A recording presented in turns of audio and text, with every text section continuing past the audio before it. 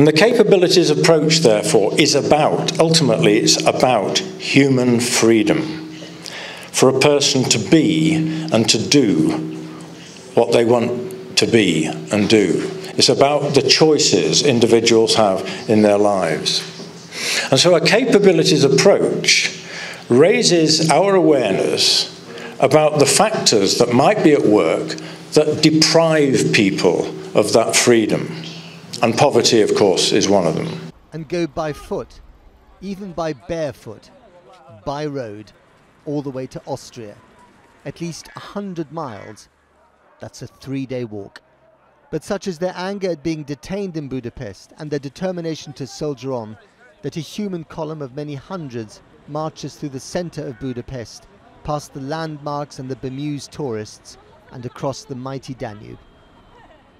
Their march is a challenge to Europe to get its act together on the biggest humanitarian crisis since the fall of the Berlin Wall. For the past 3 months, this makeshift camp near Bosnia's border with Croatia has been home for Rahil Safar.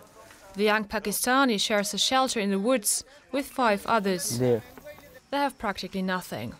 All this time of year, temperatures often drop well below zero. Safar has to collect wood from the forest to keep them warm. There's only one reason the men endure these conditions.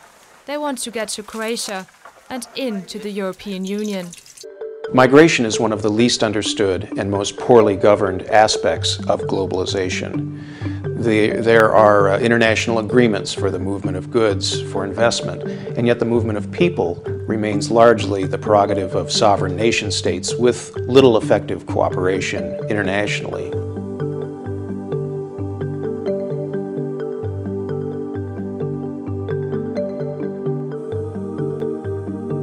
A migrant is a person that's living outside their country of origin, their country of birth, for 1 year or more. About 10% are those who are leaving their country under conditions of war, political persecution, and so forth, and are classified as refugees or asylum seekers. The countries of destination for migrants cover both the developed world, the rich countries, and the developing world. How does education develop people's capabilities?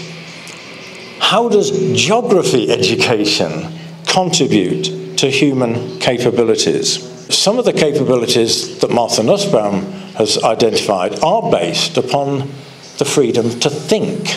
So the freedom to be able to make distinctions of merit, to be able to make rational judgments, to distinguish good arguments from bad arguments. This is really, really important.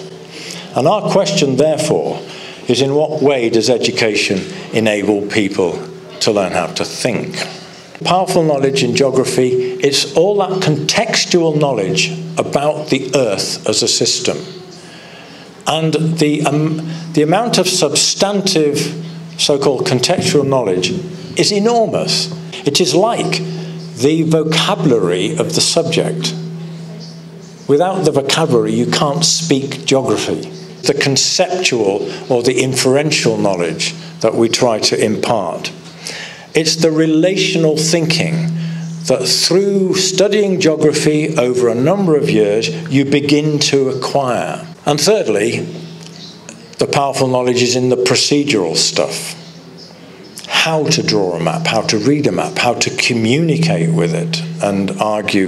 These procedures are oriented to a sort of a future perspective and helping young people argue and stake their claim, to speculate, to use their imagination as well. That's equally important to drawing maps. A curriculum based upon this idea of powerful knowledge and capabilities is what we began to talk in terms of a Future 3 curriculum.